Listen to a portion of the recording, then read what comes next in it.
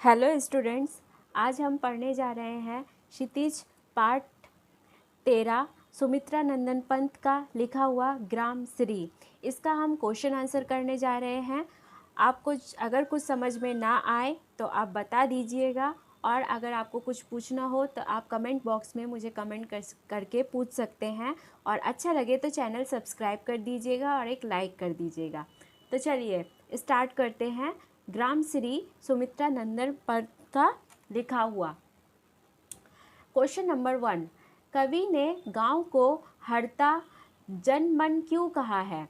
उत्तर, कवि ने गांव को हरता जनमन इसलिए कहा है क्योंकि हरे भरे गांव की शोभा अनुपम है। चारों तरफ हरियाली होने के कारण जनमानस प्रसन्न है। गांव का ऐसा प्रकृति सौंदर्य सभी के मन को छूता है। क्वेश्चन नंबर 2, कविता में किस मौसम के सौंदर्य का वर्णन है?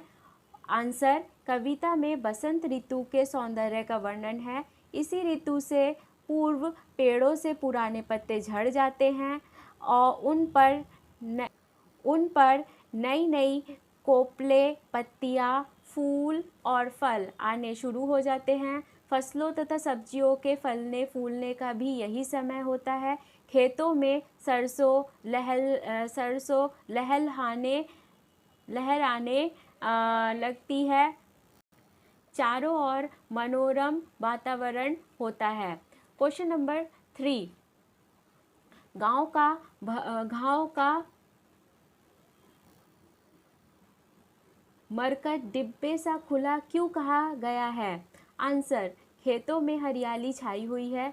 विविध प्रकार की फसलें लहरा रही हैं। कहीं फूलों पर रंगीन तितलियां मंडरा रही हैं। चारों ओर फल और फूलों की सुगंध बिखरी पड़ी है। सूरज की स्वर्णिम धूप से निखरता सौंदर्य इस हरितिमा में चमक पैदा करता है। इसी हरितिमा को दर्शाने के लिए गांव को मरकत डिब्बे का खुला कहा गया है।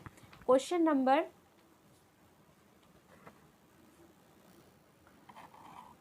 नंबर 4,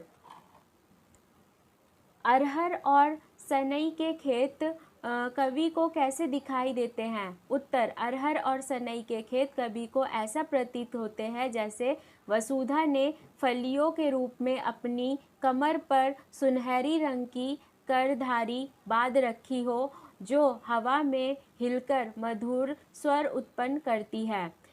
5.1 भाव स्पष्ट कीजिए। बालू के सांपों से अंकित गंगा की सतरंगी रेती। उत्तर, प्रस्तुत पंक्ति में गंगा नदी के किनारे फैली रेत को सतरंगी कहा है। पानी की लहरों और हवा के कारण इस पर टेढ़ी मेढ़ी रेखाएं पड़ जाती हैं, जो सूरज की किरणों के प्रभाव से चमकने लगती है और सांपों के चलने के कारण बने निशानों सी दिखती है। 5.2 भाव स्पष्ट कीजिए। हसमुख हरियाली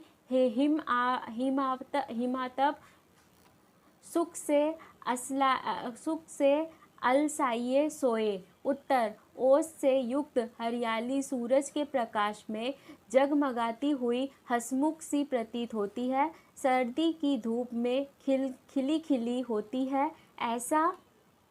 ऐसा में लगता है जैसे सभी आलस्य से भरे सोए हुए हों। क्वेश्चन नंबर 6, निम्नलिखित पंक्ति में कौन सा अलंकार है? तिनकों के हरे हरे तन पर हिल हरित रुधिर है रहा झलक। उत्तर, हरे हरे पुनरिक्त अलंकार है और हिर हरित अनुप्रास अलंकार है। फिर है तिनकों के तन पर मानवीयकरण अलंकार है। अब यहाँ पर देखिए, हरे हरे 2 बार यूज हो रहा है, इसलिए पुनरिक्त अलंकार है। हा 2 बार यूज हो रहा है, इसलिए अनुप्रास अलंकार है। तिनकों के तन पर, यहाँ पर आप लोगों का तिनकों से तन की तुलना की जा रही है, मानवीयकरण अलंकार है। क्वेश्चन नंबर 7, इस कविता में जिस गांव का चित्रण हुआ है वह भारत के किस भूभाग पर स्थित है? उत्तर, इस कविता में उत्तरी भारत के गंगा घाट पर बसे किसी गांव का चित्रण हुआ है। रचना और अभिव्यक्त। क्वेश्चन नंबर 8, भाव और भाषा की दृष्टि से आपको यह कविता कैसी लगी, उसका वर्णन अपने शब्दों में कीजिए।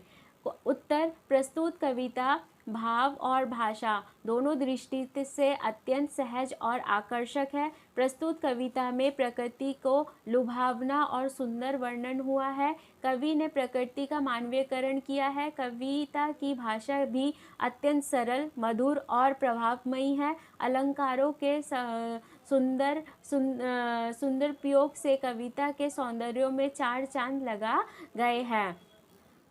क्वेश्चन नंबर 9, आप जहाँ रहते हैं उस इलाके के किसी मौसम विशेष के सौंदर्य की कविता या गद्य में वर्णित कीजिए। उत्तर, मेरे मुंबई शहर की बरसात, उमस से राहत दिलाने वाली बरसात, खुशियों से सराबोर करने वाली बरसात, मेरे मुंबई शहर की बरसात, चाय की चुस्की और गरम पकौड़े वाली बरसात, मरीन ड्राइव पर सागर की उठखेलियों वाली बरसात, मेरे मुंबई शहर की बरसात, कीचड़ से लथपथ वाली बरसात,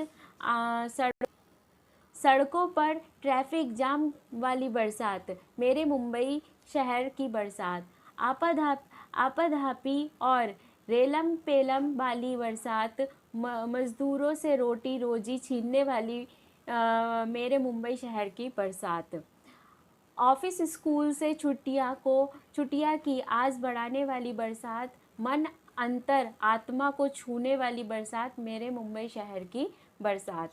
तो यहाँ पर आप लोगों का क्वेश्चन आंसर ख़त्म होता है बच्चों।